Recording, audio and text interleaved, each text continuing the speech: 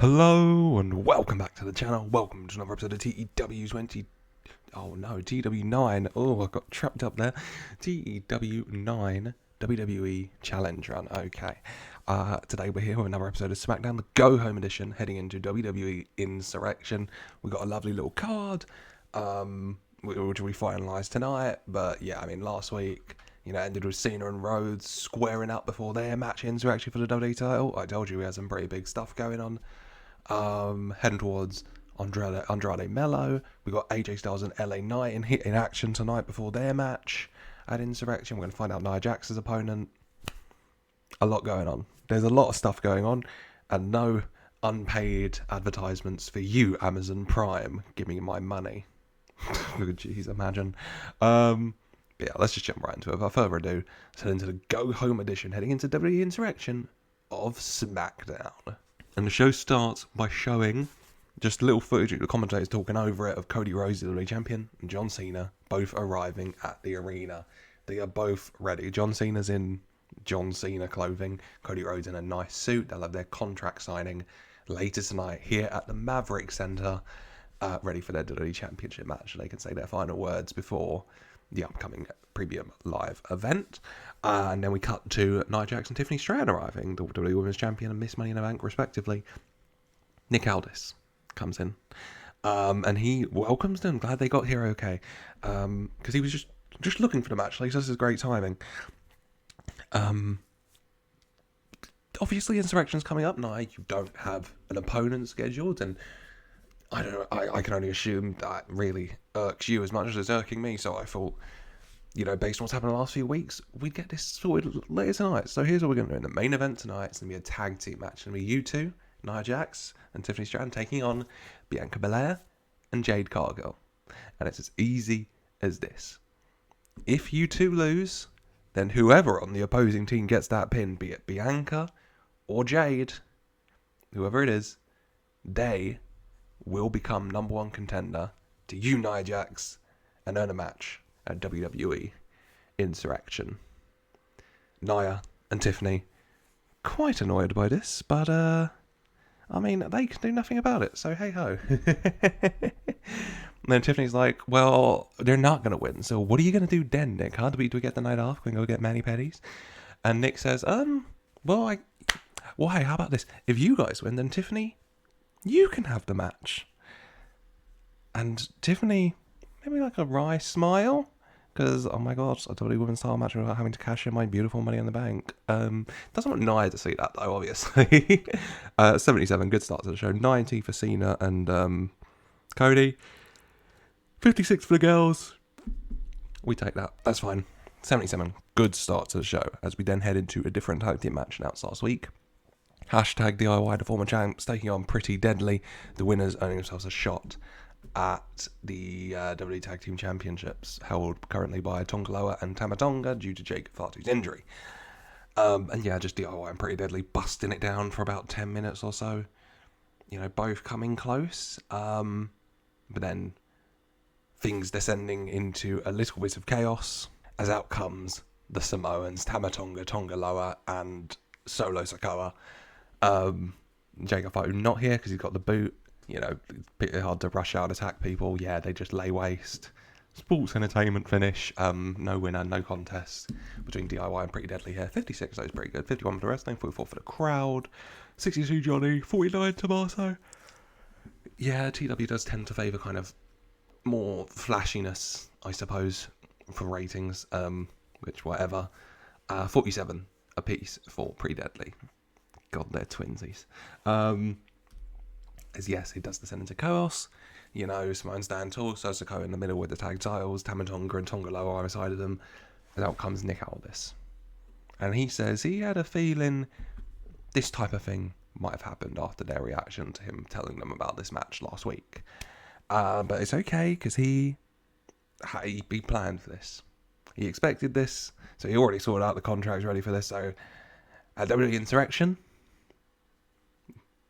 Tamatonga, Tonga Loa, you guys will still be defending those WWE Tag Team titles, but you'll be defending them against DIY and Pretty Deadly. Big cheers from the crowd. Smiles on the faces of DIY Pretty Deadly, who have moved over to ringside. Bit banged up still, but tag title match. Tony Sakaya especially not looking happy. Not look happy as out comes, and the music hits of Roman Reigns, who walks out onto the stage, not even looking at Nick Aldis. Nick Aldis just like, not my business, even though I'm the general manager, walks away. And yeah, Roman and Solo staring down. Roman starts walking down to the ramp. Solo hyping up Tama Tonga and Tonga Loa. They slide out. They go to try and stop Roman as much as you can stop Roman. Superman punch for Tama Tonga. Tonga Loa attacking him from behind. Roman shoving him off. Spear.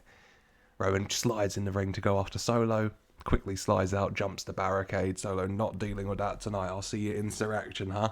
And Roman gets to stand victorious for 54. We take that. Heading into their tribal summit come Insurrection, which I can only assume will be a very, very, very friendly affair, based on everything that's gone down. As then we're going to go backstage. And we have John Cena walking around. Lovely red shirt and, jorts. And bumps into AJ Styles, the phenomenal one. And AJ wanted to welcome Cena back. He knows he's going on his farewell tour. AJ's been talking and thinking about very publicly about when his career is going to be coming to an end. But right now the spotlight's on John Cena.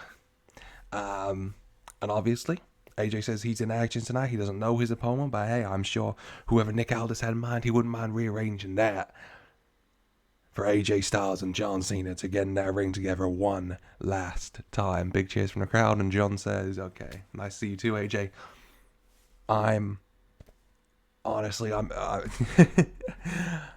the reasons why I'm trying to on this retirement tour is my body isn't what it used to be. Okay, I don't know if I can get in the ring and have a match with you, the quality of match I know I have with you, the strength and toughness of match I know I have with you, and then be ready and 100% fit to take on Cody Rhodes come Insurrection. Trust me, I'm here all next year,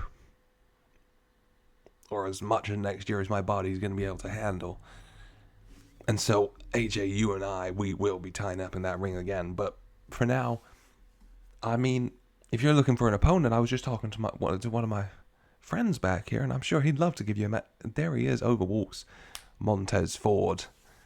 Big smile on his face, dapping up Cena. Montez Ford saying, AJ, there, if you want a challenge in that ring, I'm always ready to prove what Montez Ford can do.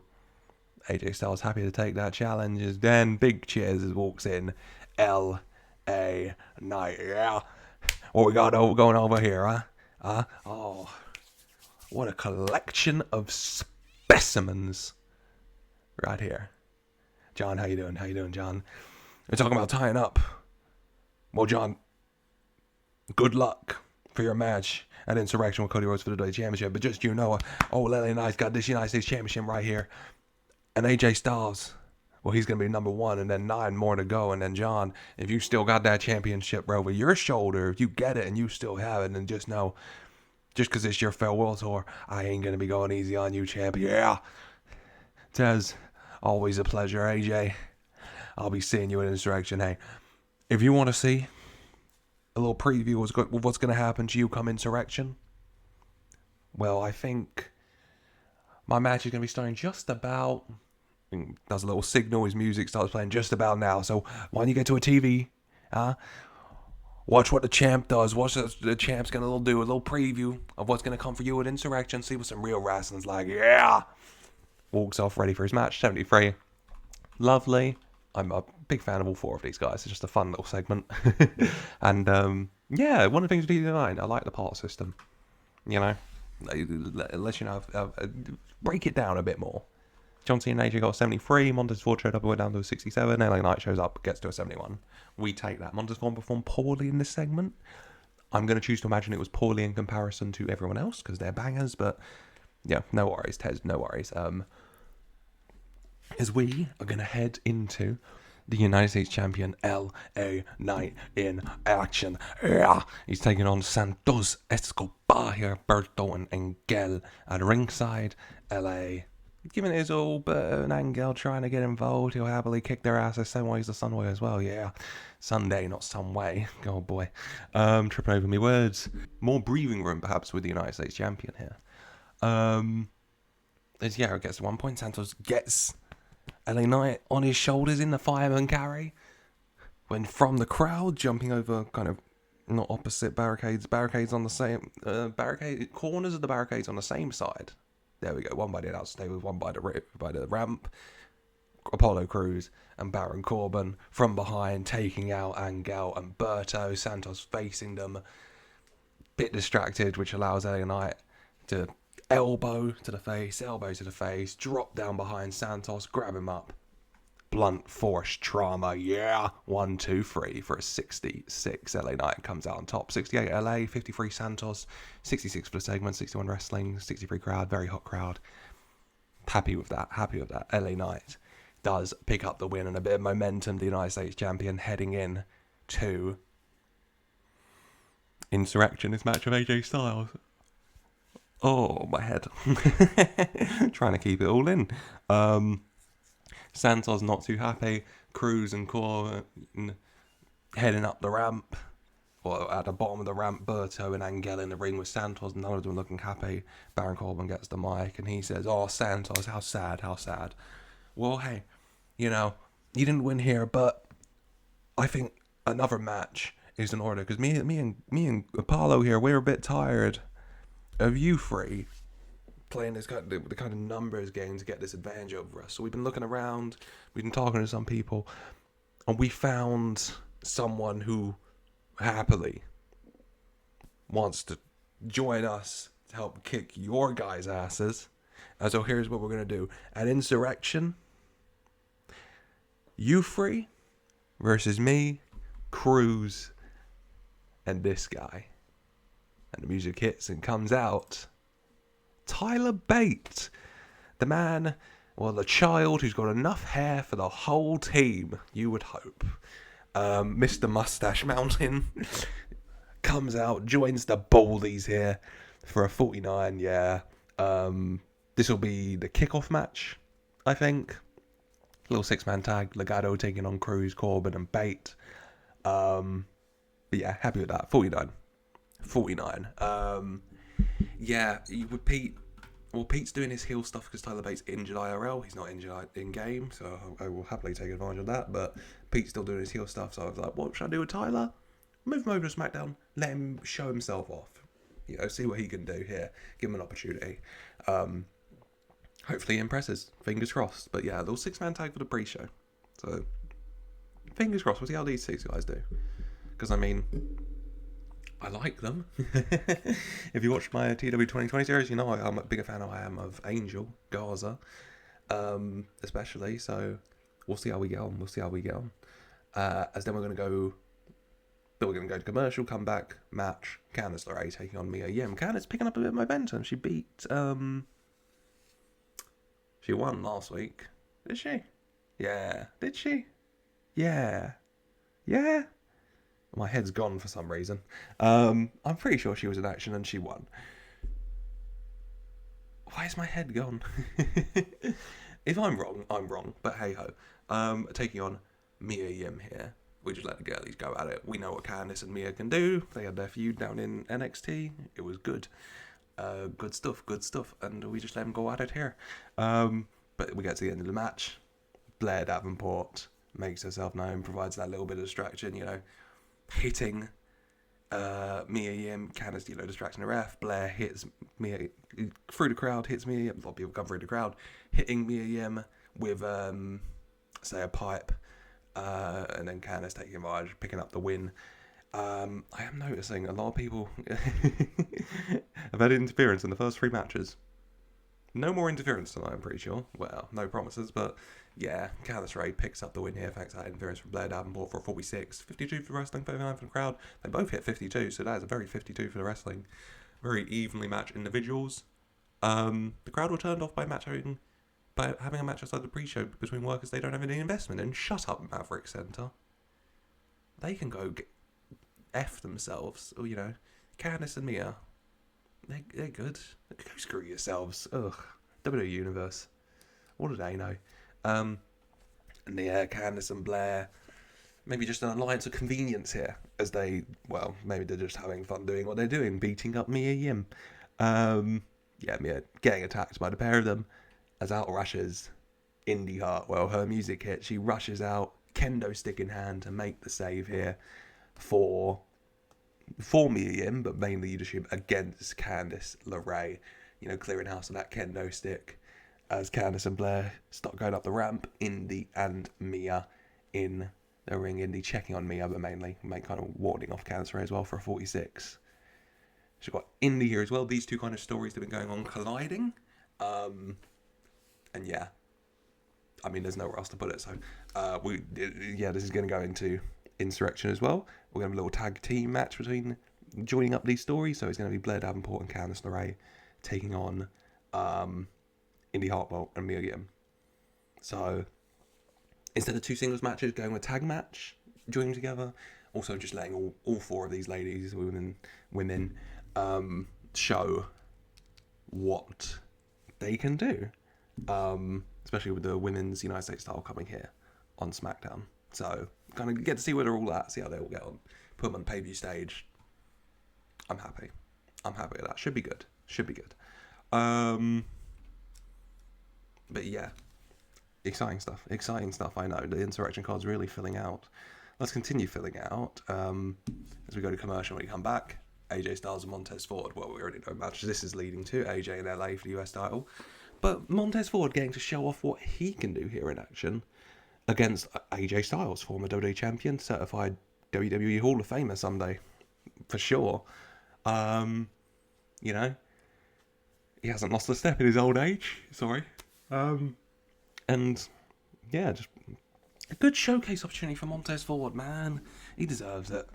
I told them to steal the show. Hopefully they do. And yeah, they just go out and tear the house down, essentially, is the kind of plan and goal for this match. Just a fair contest.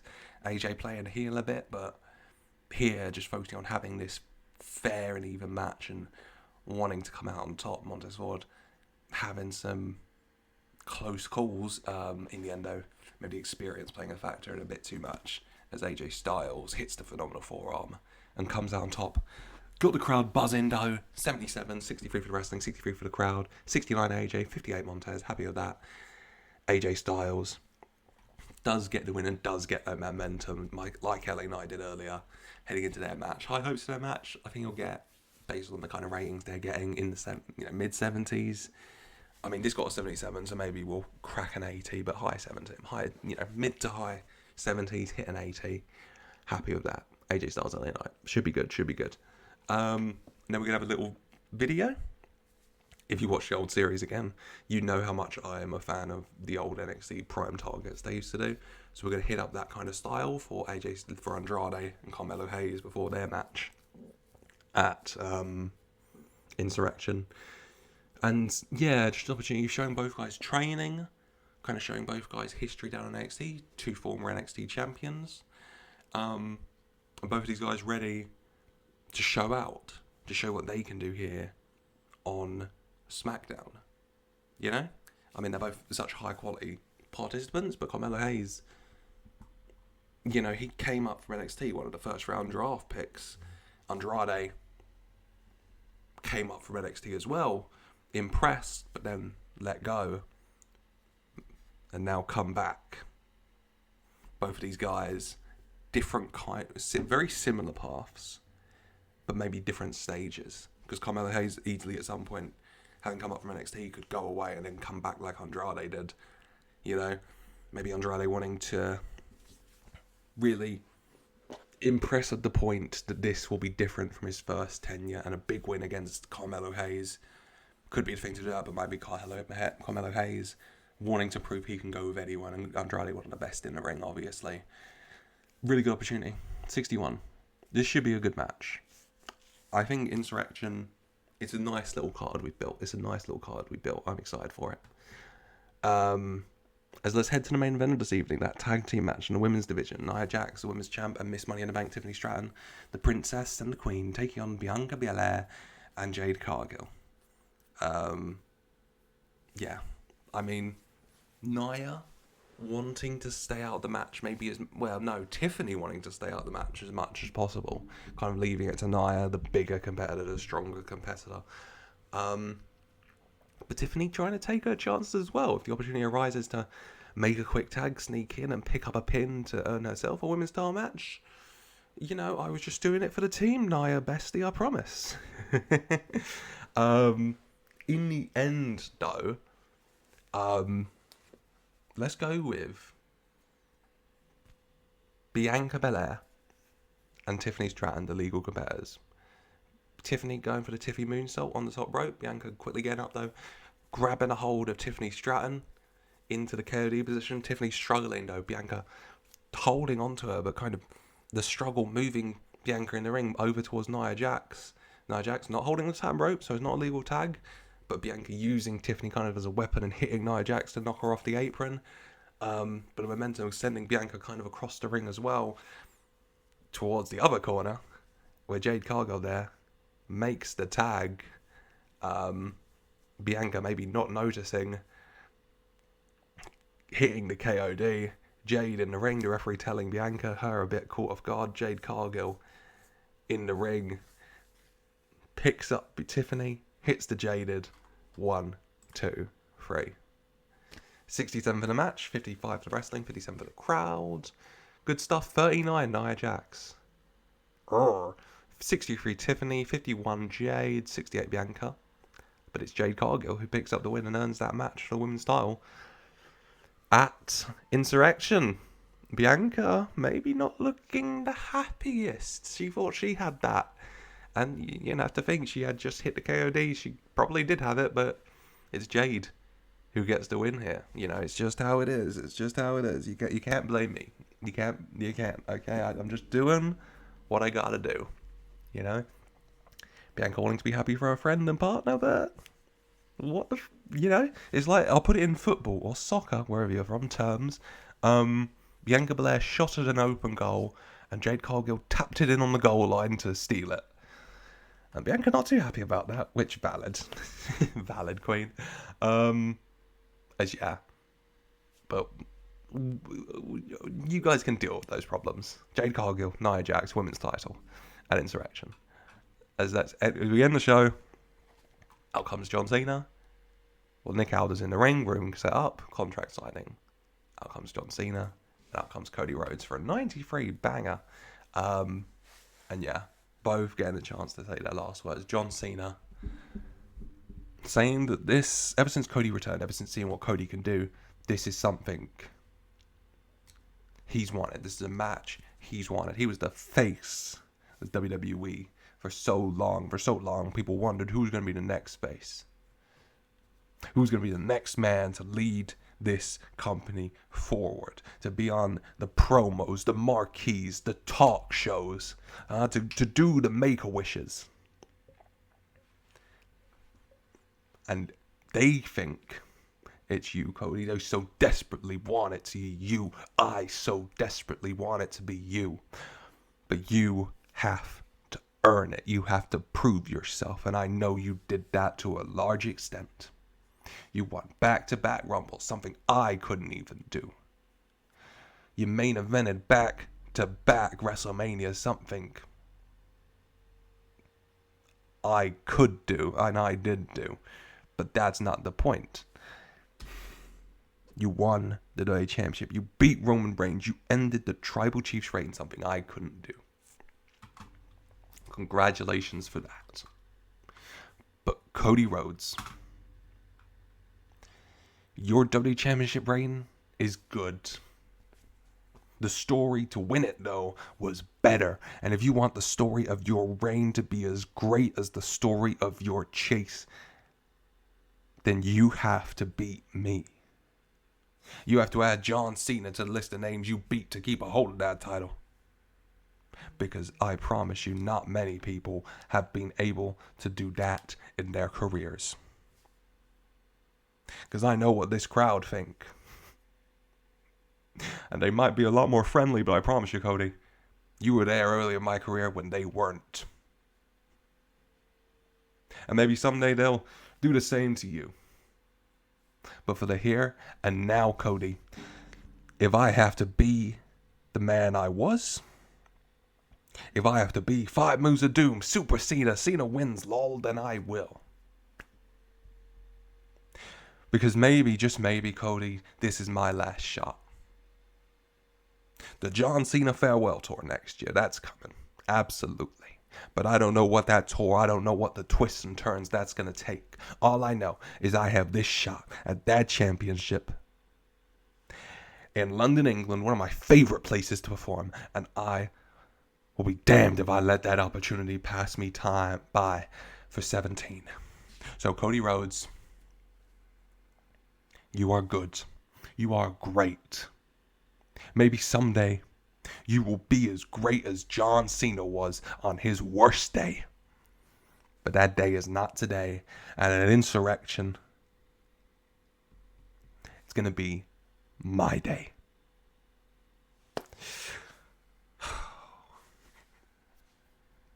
Cody Rhodes getting the mic. A fine speech. I'd be remiss on not taking that opportunity. John, you are one of the greats, maybe the greatest of all time. And yeah, you've got 16 and I've got 1. And you can judge my reign as much as you want. I can judge any of your 16 as much as you want. At the end of the day, we're not talking about quality or consistency or anything, are we? We're talking about numbers. 16 times. You held a world title in this company 16 times, and that's incredible. And yeah, this is my first. Just one. And hell, maybe this will be my only one, yeah. And yeah, it would mean a lot to beat you. It would mean a lot to me. A confirmation that I can go with the greatest this sport has ever produced, perhaps, in you. Hey guys, don't tell Randy I said that, okay? A little fun. But here's the thing, John. You're not Super Cena. You're not. That's not you anymore. Okay? I'm sorry if I've got to be the guy to tell you that. Maybe you haven't been the same for a long time. Maybe you haven't been the same, really, since SummerSlam 2014. And that's okay. Because here's the thing, John. I'm not the same man I was either. You and I are so different to what we have been, to what we have become. And it is only those versions of ourselves, this is getting so philosophical, that could be facing each other in this moment, in this ring, right now, with this championship between us. John, I have wanted to fight you for so long. For so long I have waited for this moment, and this moment is here in the main event of Insurrection in London, England. I will not let that moment pass me by either, John. So come Insurrection. I want you to bring your A game. I want you to bring your best. Hell, if you can summon him from the grave, I want you to bring Super Cena. Because that is the John Cena I know I can beat. And that is the John Cena I need to beat. But I promise you, whatever John Cena of you, whatever version of John Cena you are and you bring, I'm not ready for my story with this championship to end just yet. Whether you like it or not. For 93, 95, and then 82. Happy with that. Really happy with that. John Cena was very poor when trying to improvise dialogue. Hey ho, Cody's very good at it though. He hit the fine speech. John Cena was very poor when trying to improvise dialogue is my excuse for me not doing the perfect double atom of John Cena starting his with, obviously, what do you want to talk about? And then they both steal their own bit. But hey ho, 93, really happy. And it should be a really good match, I hope, between these two guys' interaction. I have very high hopes for the whole card. We got a stacked card. I mean, I'll run it through it really quickly here. We got Cody John for the day title, Nia Jade for the WWE Women's title, LA Knight and AJ Styles for the United States title, Andrade taking on Carmelo Hayes 1-on-1, should just be a banger. Candice and Blair Davenport taking on Mia Yim and Indi Hartwell in a tag match. We've got the 6-man match on the pre-show between all those guys, Apollo Crews, Baron Corbin, and Tyler Bate taking on Legado. We got the Tribal Summit between Roman and Cody, obviously. The show got a 76. The main event match brought it down a bit, but hey-ho. And of course, we got a tag title match. I knew I was forgetting something while I went to this screen. Tamatonga and Tongaloa defending their WWE tag titles against DIY and Pretty Deadly. So we've got a stacked out card in Insurrection. Let me know your thoughts. Let me know your predictions in the comments down below. Who do you think's winning those matches? Can John Cena make it 17? Will AJ Styles be picking up some gold? Will Jade Cargill get some gold? We're going to see new WWE Tag Champs. What's going to happen in the Tribal Summit? Let me know all your thoughts and predictions. Let me know your thoughts on this episode as well. Leave a like if you enjoyed. I hope you haven't subscribed for more so you don't miss a thing. Insurrection's next. You're not going to want to miss that. And then we've got Bad Blood next week. And you're definitely not going to want to miss that. So to make sure you don't miss a thing, definitely subscribe. Maybe ring that notification bell. I never say that, so you can have that one for now. But yeah, until next time at Insurrection, I just want to say, as always, a very special thank you for watching.